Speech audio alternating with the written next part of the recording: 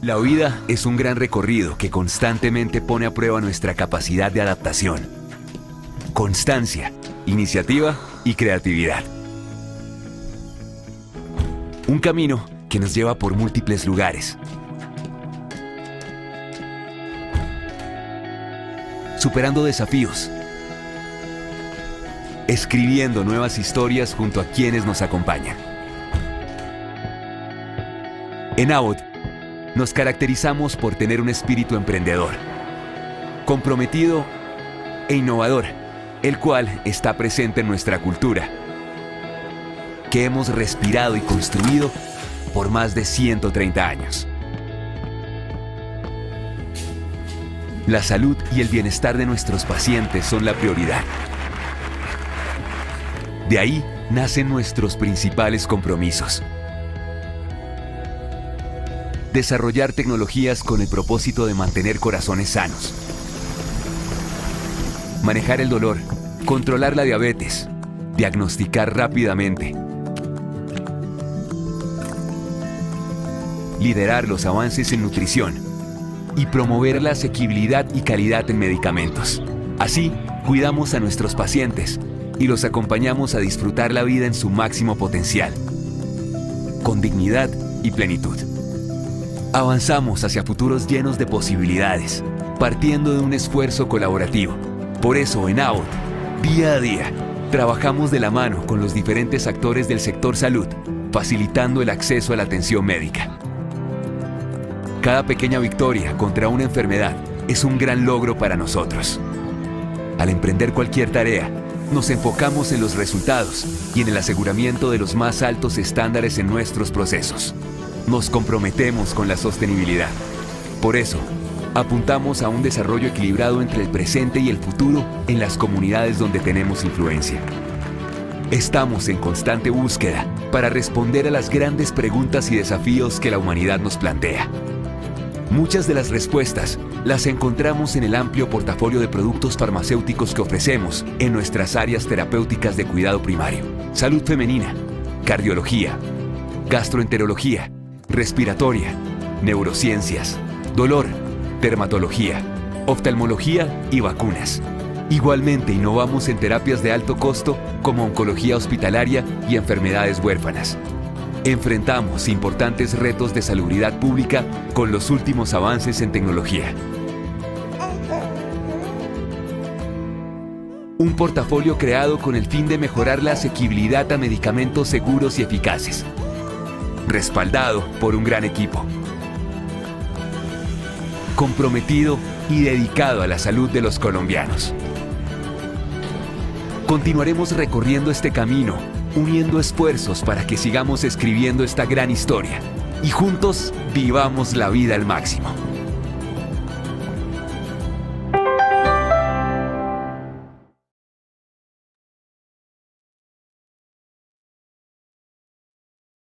Muy bien, muy buenas tardes a todos. Les recuerdo, mi nombre es Oscar David García. Yo soy gerente médico aquí en AUT para las líneas cardiometabólicas, consumo, sistema nervioso central y oftalmología. Y me complace muchísimo estar aquí esta tarde con ustedes en esta sesión de capacitación, una sesión muy importante porque tenemos a un gran experto como invitado que nos va a hablar de una patología en que realmente 3 de nuestras marcas son muy importantes y son, digamos, de lo que más utiliza el médico en el tratamiento de esta patología, y es que vamos a tener al doctor Adán José Luques, médico internista gastroenterólogo de la Universidad Nacional de Colombia, hablándonos sobre la erradicación del Helicobacter pylori, ¿qué hay de nuevo en el 2023? El doctor José Luques ha sido un conferencista que realmente nos ha sorprendido, nos ha traído ya en varias sesiones con sesiones de educación médica continuada para los médicos de nuestro panel.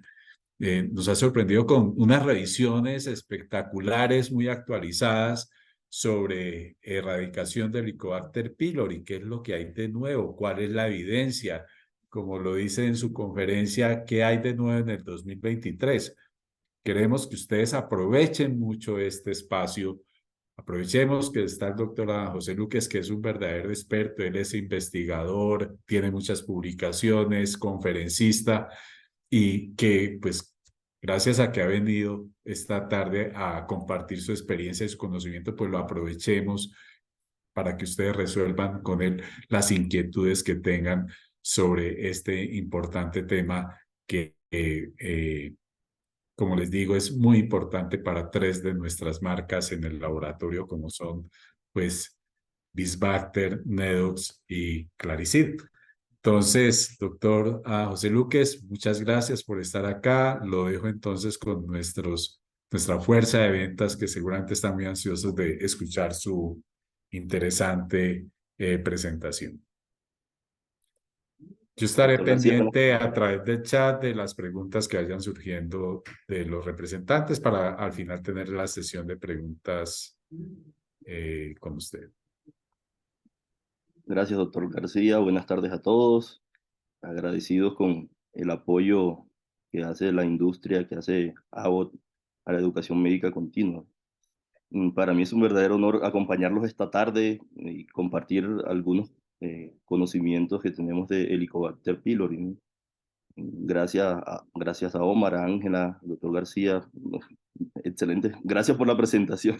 Como que se pasa en muchos datos ahí que estamos construyendo. Muchísimas gracias a todos, a los visitadores, con algunos he tenido como alguna confianza y relación ahí un poco más cercana y de contacto personal con Oscar, que está en la línea respiratoria, con Angelita, con Diana. Un abrazo para todos los que están al otro lado de la pantalla conectándose en este momento. El Helicobacter pylori es una infección, es una entidad que es muy frecuente.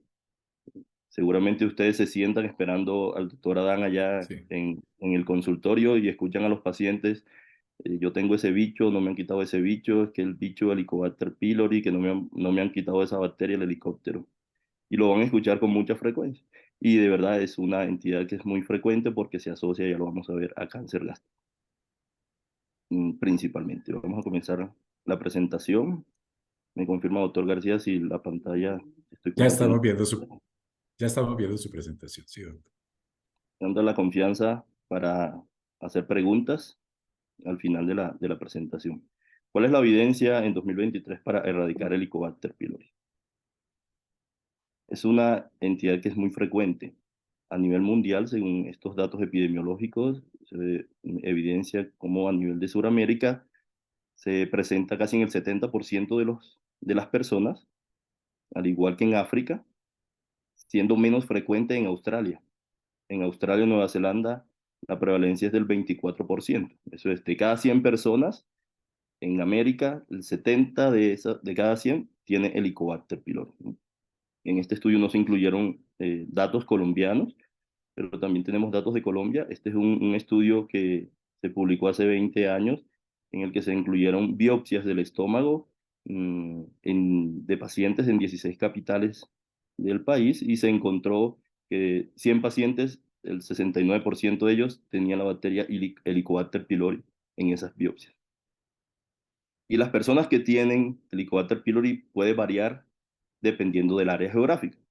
Por ejemplo, en este estudio se ve como en una ciudad en la India, los niños tienen prevalencia, o sea, el porcentaje de niños que tienen Helicobacter pylori es diferente estando en la misma ciudad, si son de la India, si son chinos o si son malayos, por ejemplo. Y se observa también cómo la infección usualmente se va adquiriendo en la infancia, como a medida que pasan los años va aumentando el porcentaje de personas, de niños, que tienen la bacteria Helicobacter pylori. Y es una bacteria muy importante porque gracias al descubrimiento de la bacteria y a los efectos de la bacteria, este patólogo y gastroenterólogo fueron merecedores de un premio Nobel de Medicina. Es importante porque el 1 al 2% de las personas infectadas con esta bacteria pueden hacer cáncer gástrico. Y la Organización Mundial de la Salud en 1994, lo denominó como un carcinógeno. Es decir, sí está asociado al desarrollo de cáncer de estómago. Se produce hasta en el 15% de los infectados, úlceras en el estómago, dispepsia, que es lo que la gente en la calle llama gastritis, que es la molestia arriba del ombligo, en la boca del estómago, que llaman, hay ardor, dolor, llenura, también la puede producir. Un tipo de cáncer de las células linfoides ahí en el estómago, en menos del 0,1% de los casos. También se asociaba a deficiencia de hierro, de vitamina B12 y una enfermedad inmunológica en la cual se disminuyen las plaquetas. Y últimamente se ha asociado a riesgo de cáncer de intestino delgado y cáncer de colon. En total, el 20% de las personas que se infectan con la bacteria pueden tener alguna sintomatología y alguna entidad. Y en este estudio se encontró que las personas con cáncer de estómago, entre un 79 y un 89% de esos casos, la causa era Helicobacter pylori. Por eso, usualmente se tiende a decir que más o menos 9 de cada 10 casos de cáncer gástrico los está produciendo Helicobacter pylori. Por ello, la importancia de eliminar. En las regiones menos desarrolladas, en el total de cáncer por infecciones, el 32% es por Helicobacter pylori, un porcentaje más bajo, el 28% por virus del papiloma y virus de hepatitis B y hepatitis C. Pero en las regiones más desarrolladas, miren que es un poco más frecuente. La mitad de todos los cánceres por infecciones está asociado al Helicobacter pylori. Y esta es una cascada que reportó un patólogo caleño, el doctor Pelayo Correa, en el que él documentó cómo la persona al infectarse con Helicobacter pylori, el 100% de esas personas se inflama el estómago, produce una inflamación microscópica en la mucosa del estómago, y después vienen unos procesos en los cuales se van perdiendo las glándulas del estómago, luego las glándulas del estómago se cambian por unas glándulas del intestino grueso o intestino delgado para protegerse de esa inflamación, y finalmente esas células comienzan a multiplicarse mucho, es lo que se llama displasia. Esas lesiones son las que usualmente intentamos detectar cuando hacemos la endoscopia, asociado a la bacteria, porque son lesiones que se denominan premalignas. Así es como comienza el cáncer gástrico. Y finalmente, con los años, aparece el cáncer de estómago. Y es una cascada, inicialmente con una inflamación en la parte final del estómago, después la bacteria se va hacia todo el estómago y comienza a inflamar. Usualmente los principales casos, los casos se detectan inicialmente a nivel de la incisura. Es lo que siempre buscamos cuando hacemos una endoscopia y tomamos biopsias para detectar este tipo de lesiones y prevenir un cáncer gástrico a largo plazo al eliminar el Helicobacter pylori. ¿Y qué se ha encontrado? La incidencia es el número de casos nuevos de infección por Helicobacter pylori. Cuando se elimina la infección, se disminuye el 46% de casos nuevos de cáncer de estómago. Este datico que está aquí dice NNT es el número de personas que debemos tratar. Esto significa que tratamos 72 personas para que en una no se produzca el cáncer de estómago. También se disminuye la mortalidad por cáncer. Se disminuye un 39%. Debemos tratar 137 personas para prevenir un cáncer de estómago. Tal vez es un dato que no tiene una magnitud tan amplia, pero es relevante. Este es un seguimiento que hicieron a 26 años en personas que estaban infectadas con Helicobacter pylori desde 1994 y encontraron que al eliminar la bacteria se disminuía el 43% de los casos de cáncer gástrico, y cuando las personas no tenían esas lesiones de inflamación, de pérdida de glándulas en el estómago, el 63% de las personas se disminuía los casos de cáncer. Pero cuando la persona se le eliminaba la bacteria y ya tenía algunos cambios microscópicos en las células, ya no hay mayor evidencia de que funcione eliminar la bacteria. Por eso es muy importante detectarla y tratarla tempranamente. El riesgo de cáncer, dependiendo de esas lesiones, va a aumentar a medida que aumenta la pérdida de glándulas en el estómago. Y para eso se utiliza una clasificación que utiliza el patólogo de las biopsias que tomamos en las endoscopias. Y se ve cómo las personas que tienen multiplicación de esas células, el riesgo de cáncer de estómago es del 32%, comparado con una persona que solo tiene pérdida de glándulas en el estómago, que el riesgo de cáncer a 10 años es del 0,8%.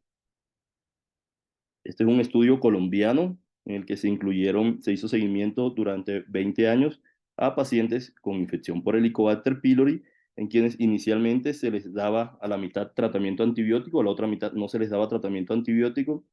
A los 6 años, la mitad de las personas a quienes no se les había dado se les ofrecía el tratamiento y se hizo un seguimiento a 20 años. Y ellos encontraron en esta publicación que las personas que tenían Helicobacter pylori usualmente tenían más cambios microscópicos en el estómago que se relacionan con cáncer y que dependiendo de la severidad y de la localización de esa pérdida de glándulas en el estómago, así va a ser el porcentaje de disminución del riesgo de cáncer gástrico a largo plazo. Por eso la importancia en todos estos estudios de erradicar tempranamente el Helicobacter pylori para prevenir el riesgo de cáncer. Y es que esas lesiones premalignas también pueden regresar una vez se elimina la bacteria. Y han encontrado, por ejemplo, que el 18% de los pacientes, por ejemplo, en este estudio, si tenían pérdida de glándulas, mejoraba la pérdida de glándulas, mejoraba la inflamación. Y el 53% de los pacientes a quienes se les dio el tratamiento a largo plazo, se regresaba la multiplicación de las células, que es lo más cercano al cáncer gástrico, que es lo que se llama displasia. Y en este otro estudio se muestran datos similares, tanto en la parte proximal del estómago, la primera parte del estómago que se llama cuerpo, como en la parte final del estómago que se llama antro. Independiente de dónde esté la pérdida de glándulas, se ha encontrado que tanto en el cuerpo o en el antro del estómago, en cualquier parte del estómago, al eliminar la bacteria Helicobacter pylori, va a disminuir estas condiciones y disminuir el riesgo de cáncer, que es lo que muestran estos datos. Y el cáncer de intestino también, este es un estudio recientemente publicado que se hizo en ratoncitos, donde se ve que los ratoncitos que tenían una mutación particular en uno de los genes que se asocia al cáncer de estómago comenzaban a presentar tumores en el intestino delgado. Parece que también se está asociando a cáncer de intestino delgado y de intestino grueso, que es el colon. Al eliminar la bacteria Helicobacter pylori, la probabilidad que una persona que tenga un cáncer de estómago que se llama linfoma, que es un cáncer linfoide a nivel del estómago, el 55% de los pacientes se elimina el cáncer. Y el tratamiento es solo tratamiento para Helicobacter pylori. Es uno de los pocos casos de cáncer en que el tratamiento es antibiótico.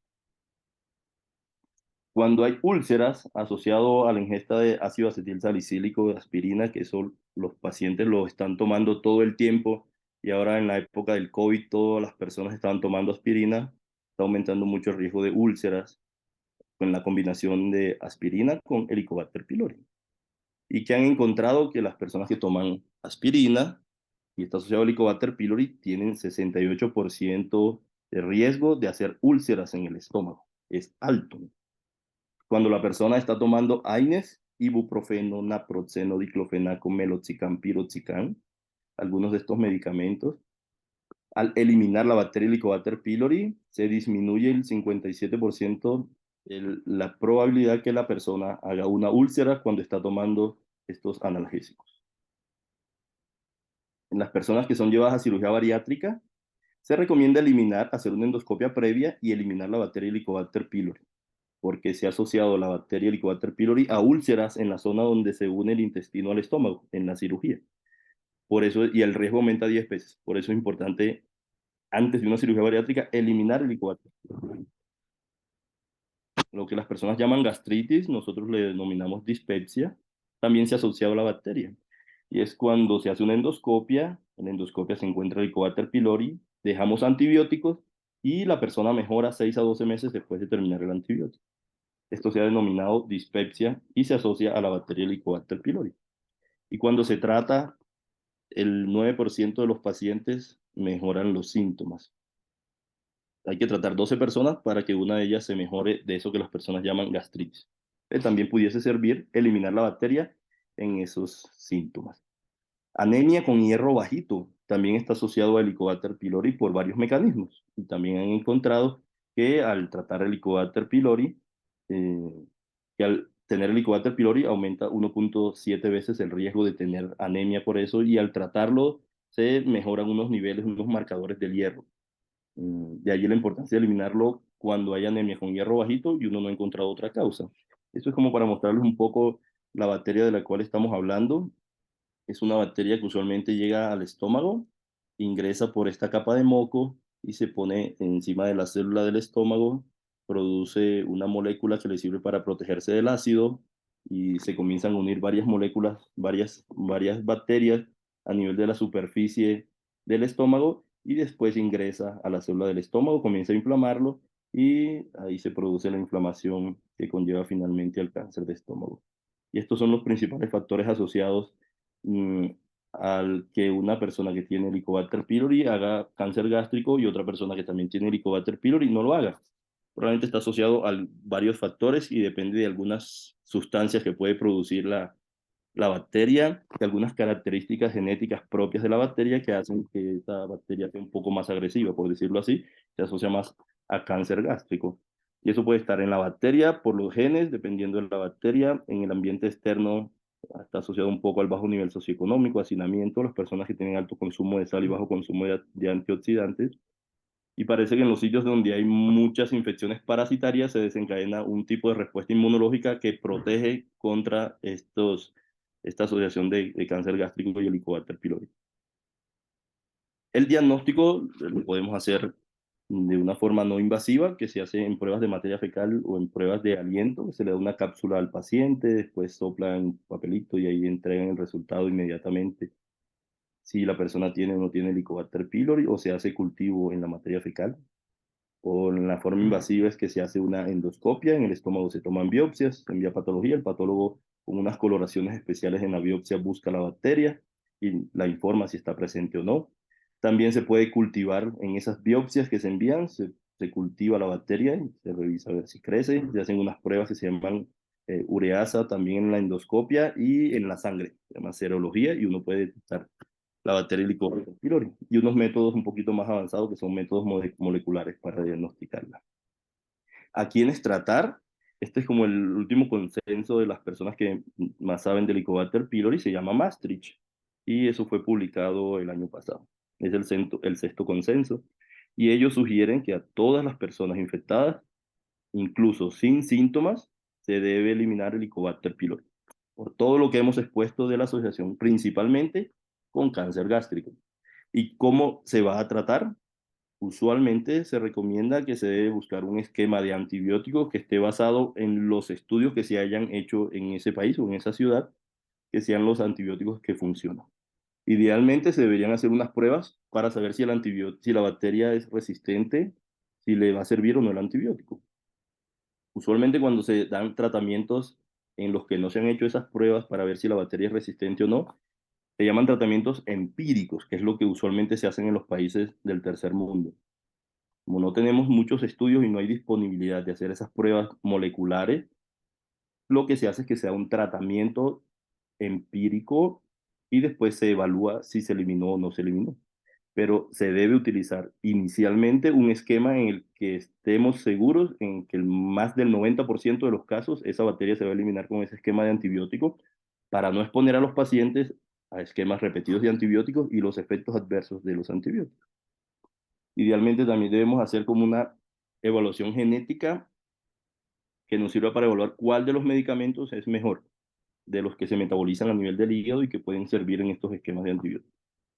Y aquí va la primera parte, que es cuál inhibidor de bomba de protones utilizar. En un metaanálisis es como un estudio de varios estudios de muchos países, usualmente, y un experto evalúa esos estudios, varios expertos. Este es un experto en España que maneja mucho Helicobacter pylori, y evaluaron y compararon esomeprazol o rabeprazol versus los inhibidores de bomba de protones de primera generación, que es omeprazol, lansoprazol y pantoprazol. Estos de segunda generación, el esomeprazol y el rabeprazol, tienen una mayor inhibición ácida. ¿Y qué encontraron? Cuando se administra rabeprazol versus los de primera generación, ya omeprazol, lansoprazol y pantoprazol, el rabeprazol en esos esquemas de antibiótico aumenta la probabilidad que se elimine la bacteria con respecto a los otros. Hay más tasas de erradicación Al comparar esomeprazol versus omeprazol, lansoprazol, pantoprazol, hay mayor probabilidad de que se elimine el Helicobacter pylori al utilizar esomeprazol. Al comparar rabeprazol y esomeprazol no hay diferencia. Se pudiesen utilizar cualquiera de los dos antibióticos, de cualquiera de los dos IVP en los esquemas de antibiótico. Y al comparar la dosis del esomeprazol, encontraron que cuando se administra esomeprazol de 20 miligramos 2 veces al día, no hay diferencia en las tasas de erradicación, pero al administrar el esomeprazol 40 miligramos 2 veces al día, idealmente media hora antes del desayuno y media hora antes de la cena, hay mayores tasas de erradicación con dosis altas de esomeprazol. Entonces, el Nedox, para utilizarlo, 40 miligramos media hora antes del desayuno, 40 miligramos antes de la cena en estos esquemas de erradicación. Y otra parte importante son los metabolizadores, es un concepto a nivel de una parte molecular en el hígado de cuando se elimina más rápido el medicamento, cuando una vez la persona lo ingiere, llega al hígado y algunas personas lo eliminan más rápido. No funciona mucho tiempo en la sangre, no hay mucha disponibilidad del medicamento en la sangre. Y han encontrado usualmente que las personas que metabolizan muy rápido, es decir, eliminan muy rápido el medicamento a nivel del hígado, en esos casos se deberían utilizar los nuevos medicamentos, como el esomeprazol. Y esto lo documentaron aquí en este estudio, en el que se observan, definen cómo las personas que eliminan más rápido el medicamento tienen esquemas de erradicación más bajitos. Este estudio lo hizo el doctor Otero aquí en Bogotá, en el que trataron de determinar molecularmente cómo es el comportamiento acá en Bogotá y se pueden dar cuenta más o menos el 80% de las personas en Bogotá elimina rápido el medicamento.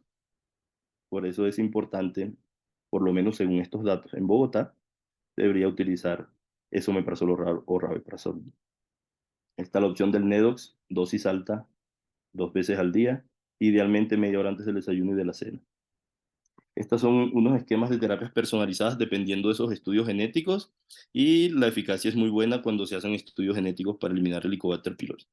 Y un medicamento nuevo, este lo va a traer Abbott y yo voy a ser el speaker de Vonoprazan cuando llegue a Colombia. Ahí el doctor García ya me dijo.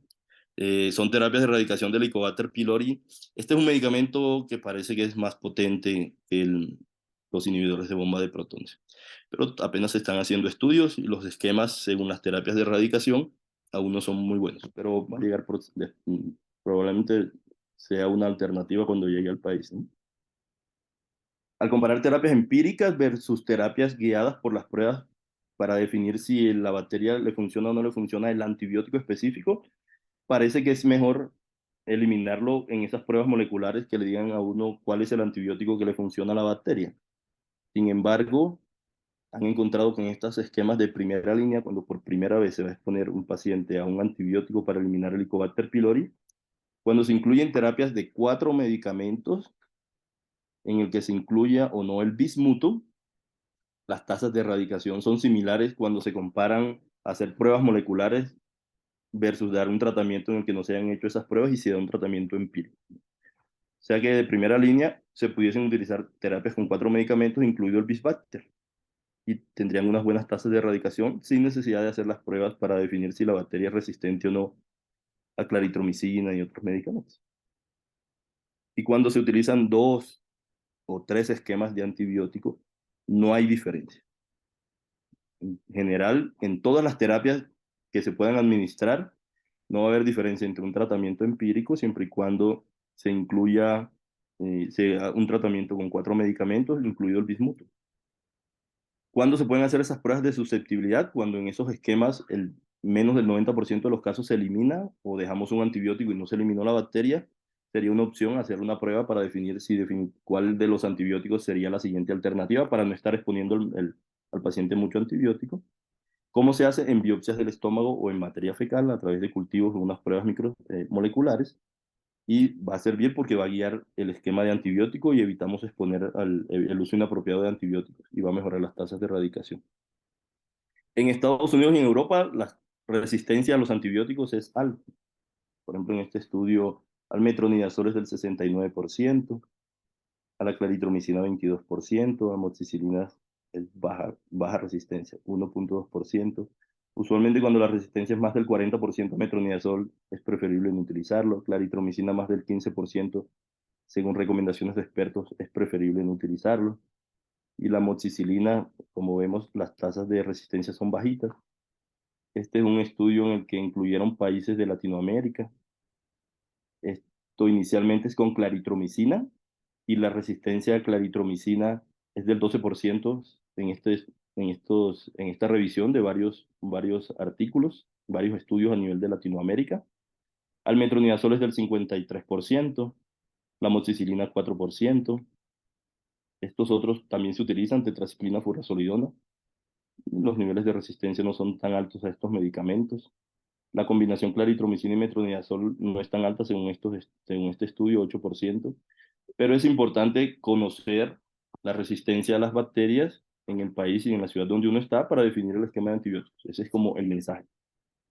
Y estos son las tasas de resistencia a la bacteria Helicobacter pylori aquí en Colombia. 16% claritromicina, metronidazol 83%, bastante alto. Amoxicilina 6%, tetraciclina 33%, ¿no? Vemos que usualmente el metronidazol tiene una tasa de resistencia alta, ya casi no se está utilizando. La claritromicina recomiendan usualmente por encima del 15%, está en 16%, pero es una de las alternativas terapéuticas del Claricid. En las tasas de resistencia aquí en Colombia a otro de los antibióticos, se llama levofloxacina, es del 18% y está creciendo. Todos los estudios de resistencia en Colombia están centrados un poco en el eje cafetero, ¿no? También a nivel de Nariño y en el Cauca, que es a donde estudia mucho porque hay una alta prevalencia de cáncer asociado a la infección por Helicobacter pylori. Y en el mundo, este es un estudio como global de todos los estudios de resistencia. Este es el aporte colombiano de 18 estudios de resistencia que sacó la Organización Mundial de la Salud, de cuáles son los patógenos prioritarios en los cuales se debería hacer investigación, porque hay mucha resistencia y ahí está incluido Helicobacter pylori resistente a claritromicina como una prioridad alta para hacer investigación y evaluar y hacer seguimiento de la resistencia a la claritromicina. Este es como el enfoque del tratamiento en Colombia. Usualmente, si uno tiene la posibilidad de hacer una prueba en la que se revisen cuáles son los antibióticos que funcionan, se debería hacer y con eso definir el esquema de antibiótico. Si en esos estudios hay resistencia baja a la claritromicina, al Claricid, se pudiese utilizar una terapia de amoxicilina, claritromicina y esomeprazol. Todos estos esquemas están recomendados durante 14 días. Cuando no se elimina con estas, se escoge una segunda terapia y hay otras opciones, levofloxacina, tetraciclina. Usualmente esas ya son combinaciones con bismuto. Y algunas personas pueden necesitar 3, 4 esquemas de antibiótico, terapias de rescate, dependiendo del nivel de resistencia. Hay varios factores de riesgo para eso.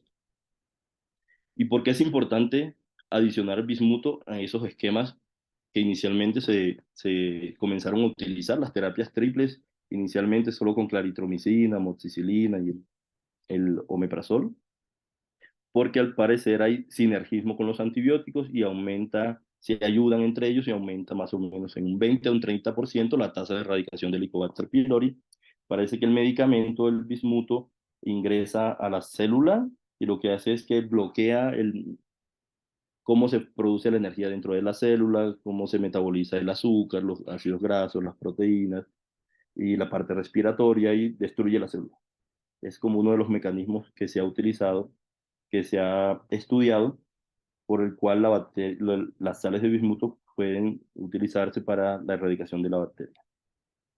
Esta es la primera línea empírica que se estudió en Europa. Todo esto es derivado de un estudio muy grande, de un registro que tienen en Europa, son muy juiciosos en el estudio de la bacteria, y tienen un registro europeo en el que se van incluyendo los pacientes, se dejan los esquemas de antibiótico y después se les hace el seguimiento.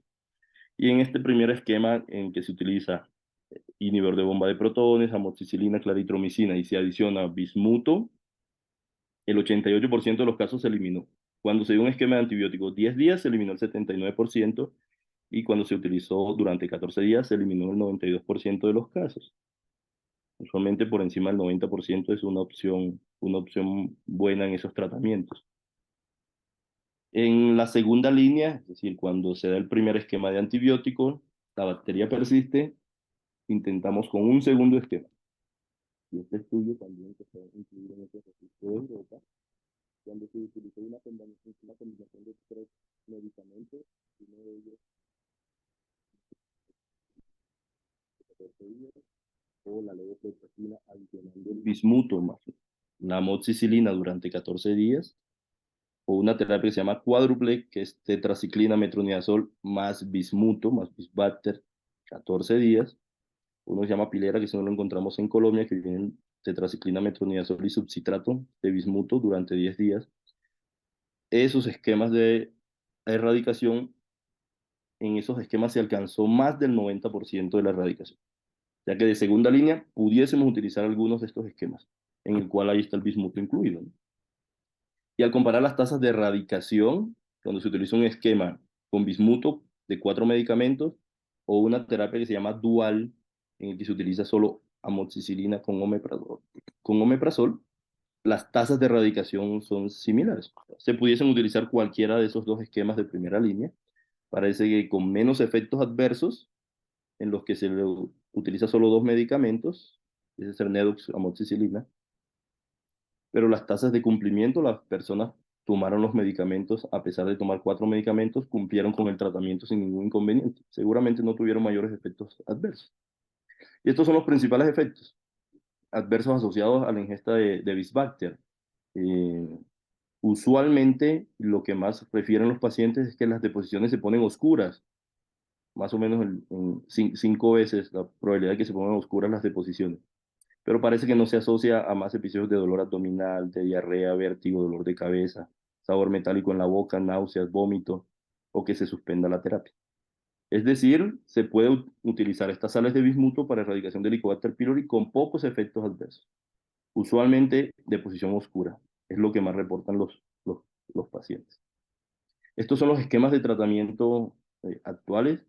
Casi siempre nos guiamos mucho del doctor Otero, que es el que tiene una vasta experiencia en investigación en Helicobacter pylori. Él recomienda en las terapias de primera línea utilizar una terapia de 4 medicamentos, incluido Bisbacter, una terapia triple en la que se utilice claritromicid, amoxicilina, Nedox, Bisbacter, terapias híbridas en que se van combinando unos medicamentos, o terapias duales, que es usualmente Nedox, amoxicilina. Y en las terapias de segunda línea, uno va escogiendo el antibiótico que no se utilizó previamente hasta que se elimina la bacteria, y algunas personas pueden necesitar unos antibióticos ya un poquito más raros, que es furasolidona y rifabutina. Este último no está en el país, pero eso lo tenemos en cuenta nosotros en los esquemas de erradicación, ¿no? Ya que si definitivamente no hay una terapia como disponible, pero uno puede hacer una prueba en la que le digan a uno, esta bacteria le puede servir la claritromicina, le dejamos una terapia triple con claritromicina, 14 días. Si es resistente a la claritromicina, pero le sirve el metronidazol, utilizamos una terapia triple con metronidazol 14 días. Si es resistente a las dos, utilizamos una terapia, y es sensible a la levofloxacina, utilizamos una terapia triple con levofloxacina 14 días. Y si es resistente a todo esto, utilizamos terapias cuádruples con bismuto, idealmente. Todos estos esquemas durante 14 días. De los probióticos no hay mayor evidencia que aumenten la tasa de erradicación. Sin embargo, sí funcionan para aumentar la adherencia al tratamiento. Esta es una revisión de los estudios de probióticos cuando se compararon 3 antibióticos adicionando un probiótico versus no administrar el probiótico. Las tasas de erradicación fueron más altas cuando se utilizó el probiótico. Sin embargo, al comparar con los otros esquemas, es muy pobre, 79%. Uno quisiera que fuera por encima del 90%. Y en las terapias cuádruples, al adicionar el probiótico, los estudios no hubo facilidad para comparar los estudios. Finalmente, la conclusión de este metaanálisis, de este grupo de estudios, es que cuando se administra el probiótico, los efectos adversos son menores. Disminuyen un 50% cuando se dan 3 antibióticos, y disminuyen un 74% cuando se administran 4 medicamentos. Esa es la idea del probiótico, disminuir efectos adversos. El probiótico más utilizado es Lactobacillus reuteri. Biogaia es una alternativa que se pudiese utilizar. La verificación de la erradicación se debe hacer 4 semanas después del tratamiento. En esas 4 semanas la persona se le recomienda que no tome IVP, que no tome antibiótico. Usualmente se hace a través de métodos no invasivos, una muestra en materia fecal, una muestra en aliento. O en las personas que se hace una endoscopia y tiene una úlcera, se les recomienda que se haga un control para revisar la úlcera y ver que se haya cicatrizado. En esos casos se repite una endoscopia. Pueden ser las dos formas de verificar que se elimine. Y algunas personas se pueden volver a infectar. Se da el tratamiento, se elimina la bacteria y meses o años después vuelve y aparece la bacteria. Y puede ser la misma bacteria, una bacteria diferente que puede estar en el ambiente de la casa. Usualmente, en este estudio se ve como 1.5% de los casos vuelven a infectarse por año. Aquí después de 2 años, a los 4 años, casi el 6% de los pacientes se habían vuelto a infectar con Helicobacter pylori, ¿no? ¿Por qué es importante prevenirlo? La prevención inicialmente es que la persona no se infecte o que se erradique la infección, que se elimine antes que se produzcan esos cambios microscópicos en las células que son premalignos y conllevan después al cáncer. Y la otra forma es vacunar, pero todavía se está estudiando. Ya falta mucho soporte científico para la vacunación. Y la prevención secundaria es cuando ya hay personas que tienen alto riesgo de cáncer con una clasificación microscópica que reportan los patólogos en las biopsias que les enviamos, usualmente el numerito es 3 y 4. Esas personas tienen alto riesgo de cáncer, les hacemos seguimiento y también se deben eliminar algunas lesiones pequeñas en el estómago que predisponen al cáncer, que eso se evalúa durante la endoscopia. ¿A quién se debe estudiar? Tamización es buscar en personas que no tienen síntomas y se recomienda en lugares donde haya alta incidencia, es decir, donde haya muchos casos nuevos de cáncer de estómago, y también buscarlo en jóvenes, en aquellos sitios donde la frecuencia de Helicobacter pylori es alta antes de que se produzcan esos cambios y antes de que se pueda transmitir a los hijos. Se investigan pacientes que tienen úlceras en el estómago o en el duodeno, en la primera parte del intestino, porque la principal causa es el Helicobacter pylori. Personas que tienen familiares con úlceras o con cáncer de estómago, porque es probable que esté la bacteria Helicobacter pylori. Como vimos, se adquiere usualmente en los primeros años de vida, en la infancia. En personas que tienen lo que en la comunidad llama gastritis, nosotros lo llamamos dispepsia, el tumor maligno de las células linfoides en el estómago que se llama linfoma, o en familiares en el mismo hogar donde haya Helicobacter pylori. Es importante eliminar la bacteria en toda la familia, y estos son como estudios recientes, que ya está incluido mucho en los países orientales, en el que se ve que si se elimina la bacteria a todos los integrantes de la familia, las tasas de erradicación son más altas, pero al evaluar y al comparar si se erradican con los esposos o se erradican los niños, parece que al erradicarlo en los niños es mucho mejor y las tasas de erradicación son más altas al erradicar también la bacteria Helicobacter pylori en el niño. Es clave porque parece que ese es el círculo de infección. Usualmente la mamá se lo transmite al niño, es lo que más han encontrado en esos estudios, y ahí se va transmitiendo la bacteria a medida que pasan los años, ¿no? Las tasas de recurrencia, es decir, que la persona, una vez se le elimina la bacteria y vuelve a aparecer la bacteria, son más bajitas también cuando se elimina a toda la familia, y eso se mantiene incluso después de 2 años de haber terminado el tratamiento antibiótico, ¿no? Entonces, para que tengan en cuenta que el Helicobacter pylori es frecuente, que es la principal causa del cáncer de estómago, que se puede diagnosticar por endoscopia o por métodos sin necesidad de hacer una endoscopia, que se puede hacer en materia fecal o en una prueba que se llama prueba de aliento. La recomendación de los expertos es que tratemos a todas las personas que estén infectadas, que se deberían utilizar idealmente de los inhibidores de bomba de protones, esomeprazol o rabeprazol. Nedox es la opción. Se deberían utilizar a dosis alta, 2 veces al día, 40 miligramos, media hora antes del desayuno y media hora antes de la cena. Que se deben adicionar el Bisbacter a estas terapias porque mejora las tasas de erradicación, incluso sin hacer pruebas de susceptibilidad para saber si sirve o no sirve la claritromicina, la amoxicilina. El tratamiento debe ser durante 14 días idealmente. Siempre debemos utilizar como los mejores esquemas y después de eliminarla, verificar que se haya eliminado. Gracias a todos por la paciencia. Muchísimas gracias, doctor Luques, por esta excelente revisión para nuestros representantes Esperamos que formulen sus preguntas a través del chat, puede ser.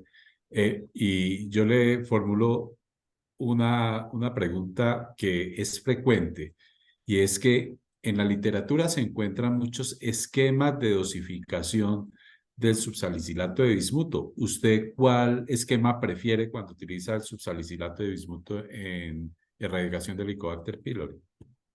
Y usualmente se recomienda utilizar la tableta de 262 miligramos, 2 tabletas cada 12 horas. Yo usualmente le recomiendo al paciente que la mastique cuando está comenzando el desayuno, cuando está comenzando la cena, que mastiquen y pasen las tabletas.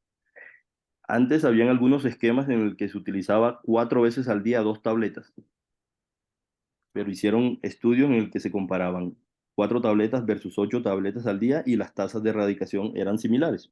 Por eso actualmente se sugiere administrar solo 4 tabletas al día del Bisbacter. Masticadas, siempre yo les recomiendo y le dejo la observación al paciente que se le puede oscurecer la deposición, a veces la lengua oscura, que tengan precaución con eso. Han llegado pacientes a urgencias con deposiciones negras pensando que está sangrando el estómago y le suspenden el tratamiento y le hacen endoscopio pensando que es sangrado, y eso es bueno que se le explique al paciente siempre.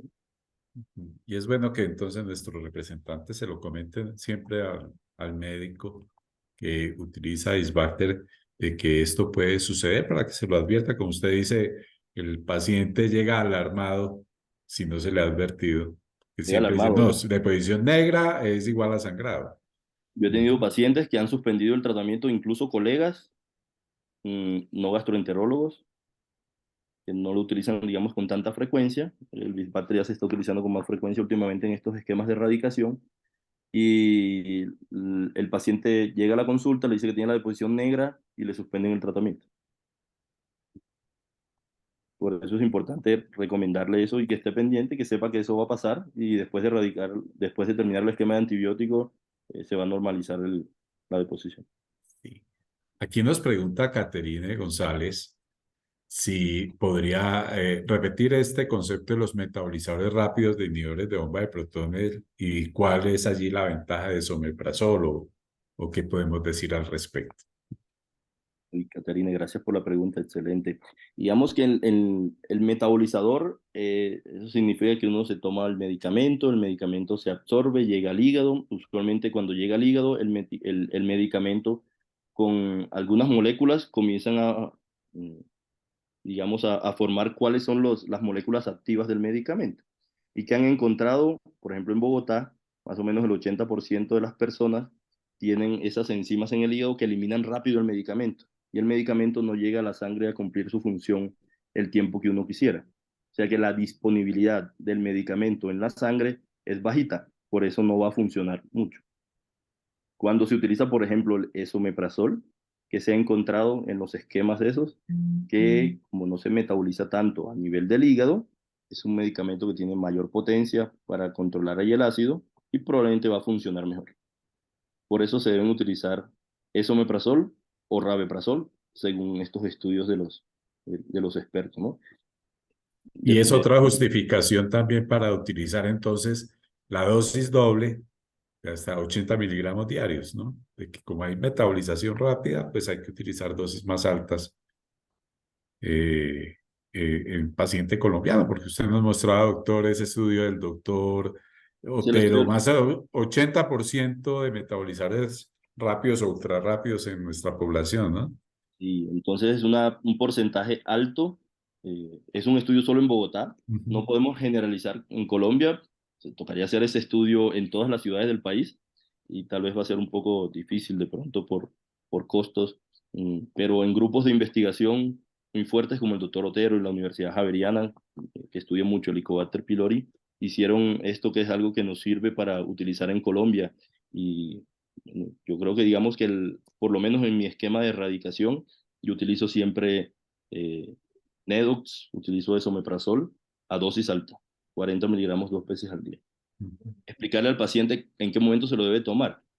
Muchos pacientes llegan, doctor, yo me levanté y me lo tomé. O yo desayuné, se me olvidó, me lo tomé después. Siempre hay que recomendarle que debe ser 30 a 60 minutos idealmente, 30 a 60 minutos antes del desayuno, para cuando la persona come, que se activan las bombas que producen el ácido, el medicamento bloquea esas bombas, por lo general entre el 80 y el 90% de esas bombas se bloquean con esa dosis inicial del medicamento y se deja el refuerzo en la tarde, antes de la cena, para bloquear usualmente como el resto de las bombas y para que el bloqueo de ácido sea más potente. Mm, Entonces es claro que se debe utilizar el esomeprazol 2 veces al día, dosis alta, 40 miligramos. mm. Adicionalmente, muy importante para una mejor acción del antibiótico el hecho de que el pH esté más alto, que haya menos acidez. Sí, sí, eso es claro y lo han encontrado también en los estudios. Sí, definitivamente al bloquear la producción de ácido hay como varios factores, entre esos que la bacteria se multiplica más cuando el pH está más alto. Y en ese momento actúan los antibióticos y funciona mejor ese esquema de erradicación. Y al adicionar el bismuto, por los mecanismos moleculares que estamos viendo ahí, se elimina más rápido la bacteria, ¿no? Ujú. Doctor, acerca de lo que usted mencionó de los probióticos y que muy importantes para mejorar la tolerabilidad y entonces que realmente se cumpla con el esquema y se logre entonces la eficacia esperada en la erradicación. Siempre preguntan los médicos, bueno, y entonces, ¿a qué hora le doy el probiótico? Sí, muy bien. Usualmente se pudiese utilizar inicialmente en los esquemas, pero no hay mayor soporte, digamos, que el probiótico en general mejore la tasa de erradicación, no que al parecer mejora la tolerancia a los efectos adversos que se comienzan a administrar con los antibióticos. Si se va a utilizar un probiótico, la idea es comenzarlo a utilizar desde el primer día en el cual se utiliza el esquema de antibióticos, ¿no? Y sería como lo que uno le pudiese decir al paciente si va a utilizar el probiótico. Ujú, Pero digamos que todavía eso científicamente, yo creo que falta todavía como algunos estudios para definir cuál es el mejor probiótico, la dosis del probiótico. Esa parte de los probióticos me parece que falta todavía por estudiar sí, científicamente. Todavía esos estudios están como, apenas están como saliendo. sí. Entonces, Y se puede utilizar, según por ejemplo esta revisión sistemática, Lactobacillus reuteri es el que más se utiliza. Hay otros en los esquemas de erradicación durante los 14 días. Uno se puede extender a 30 días, pero creo que faltan más estudios específicamente del probiótico. Sé que digamos que el Biogaia es la marca representativa, se pudiese utilizar. Yo lo he utilizado en pacientes que me dicen que comienzan con diarreas, con muchos síntomas. Yo compro este probiótico para que mejore la tolerancia durante el esquema de antibiótico, lo tomas 30 días. Es lo que usualmente le sugiero al paciente, ¿no? Pero de entrada, en mi esquema de erradicación, yo no utilizo el probiótico. doctor, y es acerca de la pregunta que nos hace Diana Gómez, es ¿en qué momento? Porque siempre el médico dice, bueno, le voy a dar antibiótico, pero también el probiótico, entonces ¿será que el antibiótico afecta al probiótico? ¿Cuántas horas, cuánto tiempo debo esperar entre la administración del antibiótico y la administración del probiótico cuando se utiliza? Bueno, muy bien. Digamos que la recomendación en general, usualmente en los esquemas del antibiótico, les voy colocando como las horas. El IVP antes del desayuno y de la cena, la claritromicina después del desayuno y después de la cena, la amoxicilina les dejo un horario usualmente que es cada 6 horas y el paciente lo va tomando, y el bisbater que lo mastique con el desayuno y que lo mastique con la cena. Usualmente cuando les voy a recomendar el probiótico, yo usualmente les recomiendo que lo utilicen lejos de tratar de utilizarlo lejos de los antibióticos. A veces puede ser difícil que un paciente tenga adherencia a estos medicamentos, porque son muchos, muchos medicamentos en varios horarios, tienen que poner el reloj, la alarma, y a veces se pueden correr las horas. Y muchos no son juiciosos en los esquemas de adherencia. Pero usualmente yo les recomiendo que los utilicen en horarios diferentes y que vayan organizando el horario en casa y que pongan las alarmas para que puedan cumplir con el esquema de antibióticos. Allí para ese cumplimiento es muy importante esa comunicación del médico con el paciente para explicarle por qué le tiene que erradicar, que está previniendo de pronto a largo plazo la aparición, si no tiene todavía una úlcera, la úlcera y el riesgo del cáncer gástrico. Sí, eso es fundamental. Lo más importante es que uno le explique al paciente por qué es importante eliminarlo. De ahí la importancia de saber qué es el Helicobacter pylori, que se asocia a cáncer, que lo vamos a eliminar para disminuir el riesgo de cáncer a largo plazo, que la adherencia al tratamiento es fundamental, que se lo debe tomar los 14 días con el horario, para aumentar la probabilidad que se elimine y que no lo vayamos a exponer después a un esquema antibiótico diferente y a efectos adversos asociados a los antibióticos. Y eso va en la relación médico-paciente. Es lo más importante, que el paciente tenga la confianza de preguntarle al médico y que uno del médico le explique los beneficios, cuáles son los efectos adversos de los medicamentos, qué es lo esperable y cómo se debe tomar el medicamento puntualmente. Yo creo que esa parte es clave, ¿no? Si uno pudiese hacerle algún horario, también se pudiese ser. Yo usualmente les escribo, les especifico, porque algunos colegas les escriben cada 12 horas, pero ¿qué es cada 12 horas? Antes de la comida, después de la comida, con la Claro. comida. Y van a la casa y cuando vuelven, pero yo no me lo estoy tomando así, a mí no me explicaron, y ahí ve uno los resultados, que no se eliminan. Y ahí es muy importante que nuestros visitadores le expliquen a estos médicos de cuidado primario que ven estos pacientes son esos esquemas que usted nos acaba de comentar, ¿no? De acuerdo. De el Aparte, inhibidor de bomba de protones media hora antes, de desayuno y de cena, el Bisbacter masticado con ese desayuno y cena, y los antibióticos.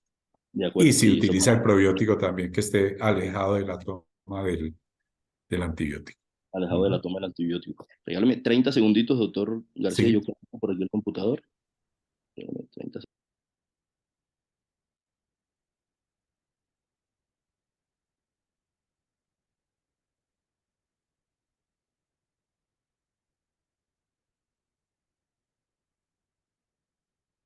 muy bien. Creo que ha sido una presentación muy productiva. Creo que los mensajes más importantes que ustedes necesitan conocer sobre erradicación del Helicobacter están allí muy bien plasmados en esta presentación y con la explicación del doctor José Luque les va a dar a ustedes mucha mayor tranquilidad en el momento de hacer su visita médica, el conocer muy bien todos estos conceptos. Siga, doctor Luques. Bueno, lo de la adherencia es importante especificarle al paciente. Y ustedes como visitadores deben enfatizar eso en el médico, decirle la importancia de por qué se debe eliminar la bacteria, aunque el médico lo debe saber, ¿no? Que en los esquemas de erradicación se está utilizando el Bisbacter. ¿Por qué se utiliza el Bisbacter? Porque aumenta las tasas de erradicación, porque hay resistencia alta, por ejemplo, a claritromicina en Colombia. Sin embargo, seguimos utilizando el Claricid, pero lo combinamos con el Bisbacter para aumentar como ese sinergismo y aumentar la probabilidad de que se elimine el Helicobacter pylori. Que es importante que tomen el Nedox, cómo lo deben tomar, el tiempo que lo deben tomar. Yo no veo muchos esquemas de omeprazol, solo 20 miligramos, 2 veces al día. Entonces hay que recalcar esa parte. Dosis del medicamento, el horario del medicamento, el tiempo del tratamiento y que obviamente después se debe verificar que se elimine, porque en los segundos y terceros esquemas seguramente se va a poder utilizar Claricid si no se utilizó en la primera línea, aunque la recomendación siempre es en el primer esquema de antibiótico, y van a seguir utilizando el esomeprazol. En todos los esquemas de erradicación siempre va a estar incluido el esomeprazol. Entonces eso es importante indicarlo y decirlo en la visita médica. Esta parte me parece clave. Doctor, también hay unas restricciones en cuanto al uso de las fluoroquinolonas por eventos adversos que se pueden presentar y que ya los entes regulatorios lo han advertido, ¿no? Sí, usualmente casi siempre se está dejando ahora las quinolonas en segundo y tercera línea de tratamiento. Ya no se utiliza en primera línea. Varios efectos adversos a nivel cardiovascular, de miopatía, ruptura de tendón de Aquiles. Han salido reportes de muchos efectos adversos cardiovasculares. Por eso cada vez como que se está utilizando menos las quinolonas. Además de la resistencia, que la resistencia ha venido aumentando. Por ejemplo, ese estudio tenía el doctor Otero que hicieron acá, ya casi ven el 20%. La resistencia ha ido aumentando también a las quinolonas. Ujú, Usualmente se deja en segunda y tercera línea. Y cada vez se está utilizando menos, por la resistencia y por algunos efectos adversos. ujú. Bueno, muy bien, doctor. Muchísimas gracias por habernos acompañado en esta tarde, en esta sesión de entrenamiento para nuestra fuerza de ventas. Esperamos nuevamente tenerlo por acá para otros temas y que nos siga apoyando también con la educación médica continuada para nuestros médicos. Muchísimas gracias y muy buena tarde. No, gracias a ustedes, los que están del otro lado de la pantalla, un fuerte abrazo y bueno, ahí nos estamos viendo con la confianza y nos vemos, tienen dudas o algo, mucho gusto. Muy bien. Muchísimas gracias. Angelita, ¿de pronto algún mensaje? No, doctor, gracias a todos por acompañarnos. No sé si Omar, que es nuestro gerente de producto de Isbacter, que nos hizo esta súper Ujú. invitación, nos quiera Sí, muchas compartir algo. gracias, Omar. No, pues a todos muchísimas gracias, doctor Adán. Pues, Adán Lucas, es un honor tenerlo siempre con nosotros, es muy valioso todos sus aportes y realmente generan un valor agregado para todos nosotros. Y a todo el equipo, decirle que mil gracias por aceptar esta invitación. Realmente estos espacios creo que son muy importantes para seguir construyendo, para poder aportar un poco más al conocimiento que día a día tenemos y en los espacios que tenemos con cada uno de los profesionales de la salud. Y nada, reiterarles el agradecimiento y espero en una próxima reunión volver a tenerlos a todos. Muchas gracias. Gracias a todos. Es Muy clave bien. digamos, el visitador sí debe llevar siempre el soporte científico, ¿no? Total, Que es total. una de las cosas que uno siempre tiene en cuenta, doctor, mira este estudio, tal cosa. Y así es como en el voz a voz pues, se le va diciendo a los colegas los medicamentos, la importancia de cuál es el medicamento que se debe utilizar. Y estos espacios yo creo que son muy importantes para ustedes. Obviamente seguimos aprendiendo, falta mucho por estudiar. De la parte de probióticos, yo siempre molesto a Ángela porque yo le digo que yo no utilizo probióticos y es en mi práctica personal, yo no utilizo probióticos porque es lo que está saliendo, digamos. Y todavía no hay mucho soporte de utilizarlo. Pero cuando lo utilizo Biogaya en los pacientes que tienen síntomas durante el esquema digamos, durante el esquema de tratamiento. Pero de entrada, en mi esquema de erradicación, yo le pongo el Nedox, Claricid Bisbacter y amoxicilina, digamos, ¿no? Sin el probiótico. Yo usualmente tengo buena relación con el médico-paciente ahí, yo les escribo a los pacientes, les dejo mi correo, mi teléfono, si tienen algún síntoma durante el esquema de antibiótico, que me contacten o contactan al sitio donde estamos trabajando, que envíen un correo y le hacemos alguna retroalimentación de los síntomas y le explicamos que eso puede ser normal para que la persona sienta la confianza de seguir continuando el tratamiento, ¿no? Y que no se desanime y lo suspenda porque le dio un poquito de dolor, el popó se le puso negro y se van a urgencias por eso. Bueno, muy bien. Bueno, muy buena tarde entonces para todos y nos vemos en una próxima oportunidad. Mil Un abrazo gracias, para todos. doctor. Feliz noche Muchas para todos. gracias. Omar, un abrazo. Gracias.